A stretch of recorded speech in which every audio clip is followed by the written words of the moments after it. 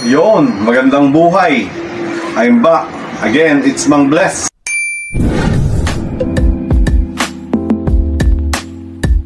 Para sa Real Talks.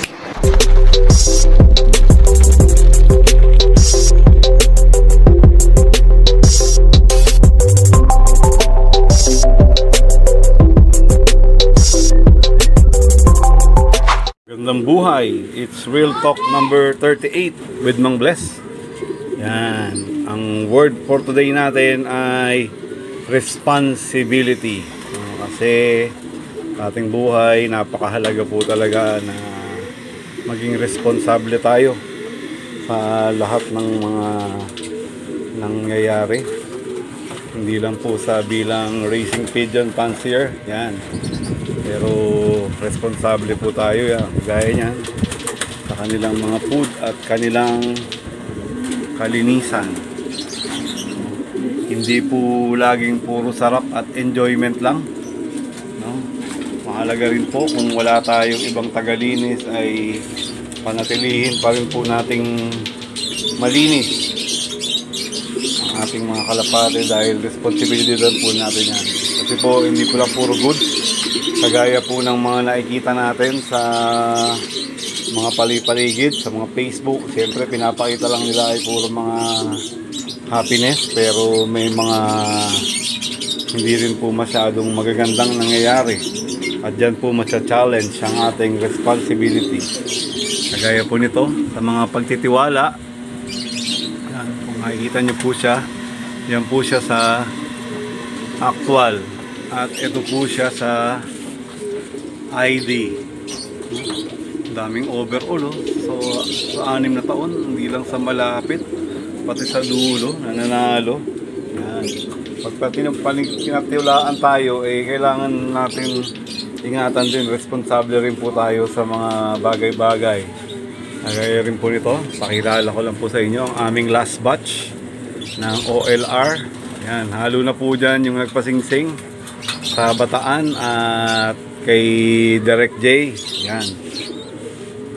Halo-halo na po yung mga bagong awat dahil binabaklas ko na rin po yung mga last sets. Dahil susunod po ay meron na pong mga orders para sa mga inbreeding naman po. Mga pang materials na po natin. Yan.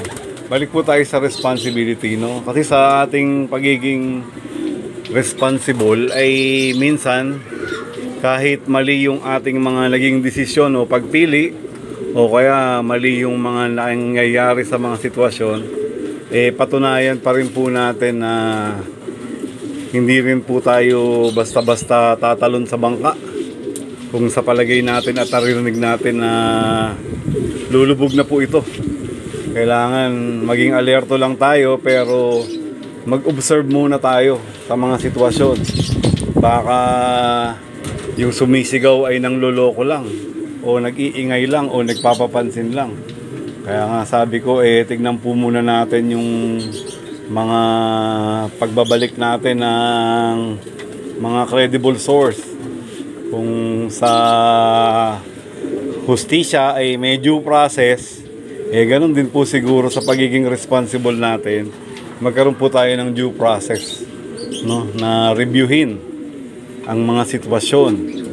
Lalong-lalo na po sa kalapate natin, kailangan maging responsable rin tayo sa mga pangangailangan nila, no?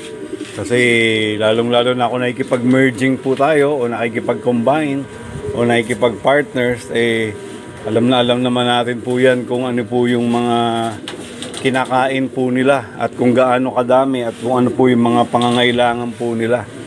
Yan, kasi mutual respect at effort ay unang-una pala ay shoutout ko muna ang lagi pong support ko at may matitinding concern at effort from the USA, si brother, si Nino, bro, thank you.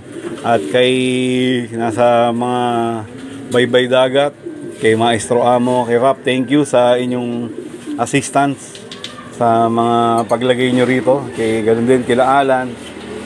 Yan. Kasi sa ating pagiging responsible, kahit mag-overtime na po uli ako ng konti, Diyan din po ma-adjust po talaga yung ating pagkatao.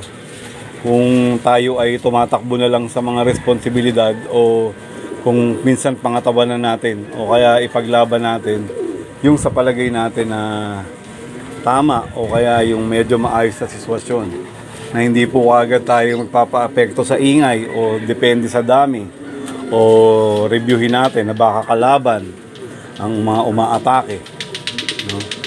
At sa pagiging responsable rin po natin sa buhay-buhay, labi ko nga, checkin po natin rin ang mga pangangailangan ng mga iba pa, ating mga anak at mga iba pang mga sitwasyon. Lalong-lalo na po ngayon, malapit na po uli ang laban, para ma-check din po natin kung responsable rin po yung mga kalapate sa pagod natin. Baka hindi po sila responsable rin sa kanilang dugo, ma-review na po natin kung ano po talaga yung kapaki-pakinabang at worthy sa ating mga effort sa pagiging responsable. Gaya po niyan, effort po talaga nating linisin po sila. At dahil dyan, peace. Thank you.